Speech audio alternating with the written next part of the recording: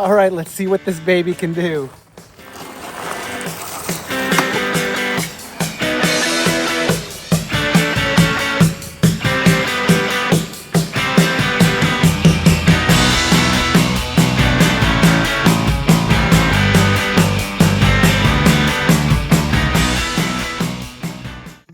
Those of you who are channel subscribers know that I rarely go on a camping trip without my mountain bike. My mountain bike has been a means of exploring the areas I visit, just wandering around, finding locations, shops, restaurants, getting some fresh air and exercise, and seeing more sights and getting to more places than you can if you're on foot. A bike can take you to some amazing places that cars and RVs often can't. I've been watching the explosive growth of e-bikes and knew that getting one would be somewhere in my future. I want to keep exploring and discovering new places when I'm out and about traveling or camping. So I test rode a friend's e-bike and was immediately enthralled with how easy e-bikes are to ride. They're comfortable, and powered riding really is a lot easier on your body. Even though they are heavy, often over 70 pounds, I found that the addition of power really makes it feel like the weight of the bike, the rider, and anything you're carrying is like no problem at all. So I then did a lot of research into the kind of e-bike that would suit my needs at this stage of life. For example, I'm retired and I don't need a bike for commuting to work. I need one for recreation, especially when I'm out traveling or I'm out camping. There are a lot of choices out there these days, my friends, so let me tell you my 6 criteria. First, it has to make me feel safe when riding. Second, it has to be portable and easily load into the back of my truck. Third, it has to be a great bike for running errands around town. Fourth, it needs to be great on an off-road trail. Now, I'm not tackling single track like I used to, but rails to trails kind of trails, heck yeah, all day long. Fifth, it has to make financial sense. And finally, it has to be fun and comfortable to ride. So that's 6 important criteria. Okay, now I'm not sponsored, and this is not an advertisement for any particular type or make of e-bike. Let me just say that right up front. I settled on the Haybike Ranger S 1000 watt model. There was no way to test ride this particular model. I had to imagine it would meet all of my criteria. I watched several hours of YouTube videos reviewing this bike and other bikes. I think bike manufacturers, rather than relying on showrooms and bike shops, are liberally sending their bikes out to YouTubers as their showroom so they can reach a broader audience and get more thorough opinions. So if you're trying to find an e-bike that'll work for you, learn as much as you can online. Many manufacturers offer a risk-free trial period, so take advantage of that if you're making an educated guess like I did. Now, I'm not really going to discuss the technical features of this bike because a lot of other YouTubers have already done that. What I am going to discuss is what it's like to transition from a non-powered bike to a powered e-bike, particularly for camping and cycling enthusiasts out there who are considering an e-bike purchase. If that's you, stay tuned and I will give you some advice along the way, and we'll close with what I've learned after 250 miles of riding. Alright, my first criteria, does it make me feel safe when riding? Actually, with this e-bike, I feel much safer on the road than I did with my mountain bike. Now, using the throttle, I can get up to speed quickly from a stop, which is critical when you're at an intersection surrounded by cars. The bike has turn signals, so I don't have to remove my hands from the handlebars to make a hand signal. What's more, because of the speed, the turn signals, and this mirror I installed, I can so much more easily move out of the bike lane to safely make left turns. I can see in my rear view mirror, there's cars coming up behind me. So I'm going to turn my turn signal on and start moving left. So much safer. So I turn signals on, I get into this left lane. Turn signal is still on. It just makes me feel so much safer that I can accelerate when I need to, get into these left turn lanes and turn safely like that. This particular bike has excellent lighting, including running lights and a bright headlamp and a brake light that activates when braking. The step-through frame also makes mounting and dismounting so much easier than a bike with a crossbar. Okay, so check. I believe having an e-bike enhances safety, particularly when you're mixing with urban or suburban traffic. Okay, my second criteria is portability. I'm an explorer, so I need to be able to take this bike with me wherever I go. First of all, I purchased a bike that folds, and this one folds up pretty easily, including the handlebars. Okay, so I tried deadlifting the bike into the back of my truck, and that is going to be a hard no. 72 pounds is just too big and heavy. I did find the perfect solution though. I purchased a motorcycle loading ramp and practiced several times to figure out the right angle to get the bike into the truck. The ramp came with straps which were handy in securing the bike to the tie downs in the bed of the truck. So now, loading and unloading is very easy. Check off criteria 2. I've solved the portability challenge and love the travel options this particular bike gives me by being able to fold it up, load it up, and take it camping. Needless to say, I sold my rooftop bike rack as there will be no lifting this bike up there. Okay, third criteria. It has to be an excellent bike for running errands around town. There are a couple features of this bike that make it perfect for quick trips around town. First of all, the large cargo basket on the back holds a lot of stuff. And I cannot believe how much this thing can haul. I've got 6 liters of pop and 2 bags of groceries in the cargo rack back there. Amazing. Still made it home at like 22 miles an hour. So this has been extremely useful for getting groceries and of course my favorite destination, yard sales. Oh, yard sale stuff. Isn't that great? I have a cargo basket, so I see a yard sale, I can stop. Anyways. I also love the speed of this particular bike. It gets me around pretty quickly. Turn signals on. All right, here we go. Throttle only. Okay, I've got it at full throttle.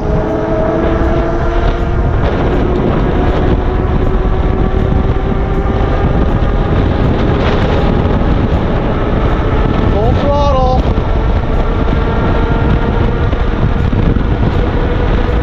30, 31, 32. It's kind of maxing out at 32. Woo! Oh my gosh. That's amazing. 32. Okay, so I think it's pretty safe that we established this is a great bike for running errands around town.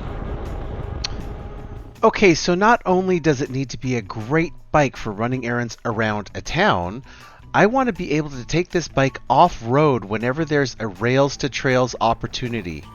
Now, my first camping trip with this bike was to Rainbow Falls State Park in Washington State, and nearby is a 56-mile rails to trails conversion that is mostly packed gravel.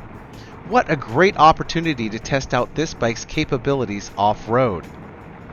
First of all, I absolutely love the 4-inch fat tires. It makes the bike feel so much more stable on unpaved surfaces like this. In fact, it makes it feel like a paved surface. So if this is the kind of riding you like to do, I highly recommend fat tires. Now let's talk about the e-bike's range. I went 26.8 miles going at a moderate pace of about 13 miles per hour. And looking at the voltage output when I got back, I estimate that I used about 45% of the battery doing so. This means that on one charge up of my e-bike battery, I could have gone over 50 miles exploring this trail. And let me tell you, this is way farther than I could have explored on my mountain bike at this stage of life. Okay, 4 of my 6 criteria are met so far, so my 5th criteria is, does it make financial sense to purchase an e-bike? Okay, we're going to have to go back to high school algebra for just a second. First of all, let's calculate how much money it takes to charge up the e-bike's battery from 0 to 100%. Now, my particular e-bike battery holds 692 watt-hours of power. Now, according to my electrical bill, each kilowatt hour, a kilowatt hour being 1,000 watt-hours of electricity, costs about 8.79 cents. So if it costs 8.79 cents to buy 1,000 watt hours, how many cents does it take to buy 692 watt hours? Well, the answer is about 6 cents. Now, if we conservatively assume the average mileage on a battery charge on my e-bike is 35 miles, then we can calculate that the cost of electricity per mile is about 2/10 of a penny. All right, now let's compare how much it costs to drive my Toyota Tacoma on a per mile basis. Easy. I get about 18.5 miles to the gallon on average, and my last fill up was $3.89 a gallon. So that means my fuel cost is about 21 cents per mile. Okay, so check it. The cost of riding my e-bike is 2/10 of a cent per mile, and my Toyota Tacoma is 21 cents per mile. Well, no wonder there's tax rebates and government programs to encourage e-biking. Gasoline cost per mile for my Toyota Tacoma is 121 times more expensive than the electricity cost per mile for my e-bike. Put another way, when I ride my e-bike instead of driving my truck, I'm saving about 21 cents a mile. This will add up over time. In fact, I calculated that I will need to use my e-bike instead of my truck for 5,755 miles for the e-bike to pay for itself. Okay, I don't know if I'll ever get there, but it is true that every mile I e-bike instead of drive helps pay off the cost of the e-bike. So, my final criteria, is it fun and comfortable to ride? Let's just say after 3 weeks of ownership, I am completely hooked. I honestly look forward daily to being able to go out riding, whether it's just for fun or to do routine things like go grocery shopping or to the gym. Listen to this conversation I had while I was loading up my groceries. Does that thing go quite a ways on the charge? Yeah. It goes, depending on how much you use, you pedal or you don't. Yeah. It can go, I think anywhere, I've looked at it, 35 to 55 miles. Well, that'd be more than enough for me. Yeah. I'm thinking about getting one. Oh, it's sweet, dude. I love it. I've only had this for 3 weeks, and I've taken it everywhere. I run errands with it. You look at it, I could not believe I just fit all this in here. It's crazy. Did it come with that basket on it, or did you This have- was free. It's part of their promo. Yeah. And it has a front basket too. And I just don't use it right now because I don't carry that much. But yeah, sweet. It's like a slick deal. It's pretty cool. The other thing I love about an e-bike is how easy it is on my body. When you bike in the city like I do, there's a lot of mounting and dismounting, stopping and starting.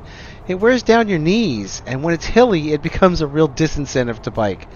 But with an e-bike, hills are like absolutely non-existent. Take a look at this big hill I went over to go visit my friend Craig. I had the e-bike on maximum pedal assist, and it bounded over this hill at about 20 miles per hour. I was putting light effort into pedaling. Now, if I wanted more of a workout, I could have reduced the pedal assist and used more leg power. If I wanted. Alright, with all of my criteria happily met, I promised I would give you my 250-mile review. I guess first let me just say that I wish I would have gotten an e-bike sooner. It totally fits my lifestyle. I keep wondering how my trip around the USA in 2023 might have been different if I had an e-bike instead of my traditional mountain bike. By the way, if you want to experience that epic trip, hit the subscribe button at the end of the video and then check it out. Now, if you're a camper, the right e-bike can absolutely transform your camping experience by allowing you to have a greater range to explore without pounding your poor body so much that you can't even get up out of the camp chair later in the evening. My sister and I tackled a 27-mile trail on gravel surface that wouldn't have been possible without e-bikes. Here's some of the things she quoted me after our ride. She is having a great time on her new e-bike. So, all right, that given, I've got 3 cautions for you to consider. First, let's talk insurance. When I purchased my e-bike, I called Progressive, who is my insurance company for homeowners and auto, to add an e-bike onto my insurance policy. 2 customer service representatives told me that Progressive does not insure e-bikes whatsoever. So I've been without insurance for several weeks. Now, in the process of producing this video, I did a Google search on Progressive's policy to not insure e-bikes. And to my surprise, you can get an e-bike quote online. I went through this online quoting process and got decent e-bike coverage against liability, collision, and theft for about $16.50 a month. And that includes a multi-policy discount. So believe me, I called their customer service line and spoke to someone about the initial misinformation I was given by 2 separate agents on 2 separate calls.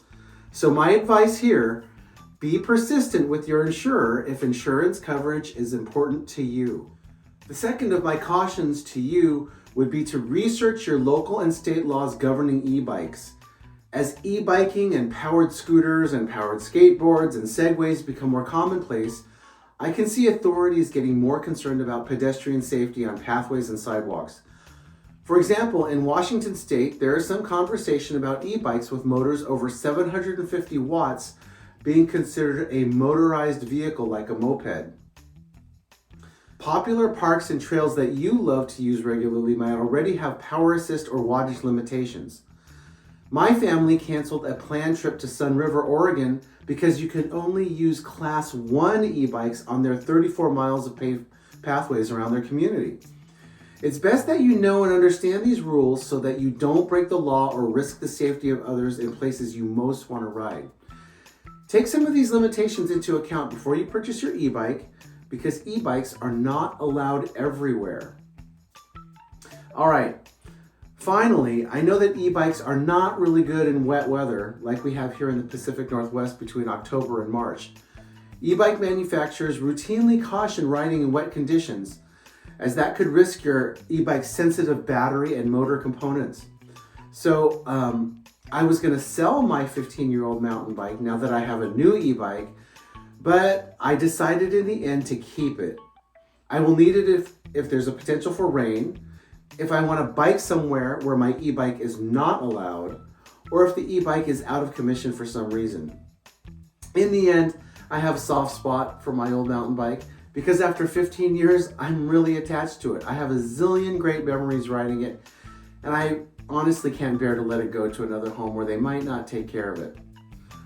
All right, so I hope this video was helpful for those of you out there who are considering an e-bike purchase. Whatever bike you decide to purchase, good luck, happy riding, keep exploring, and I hope to see you out there.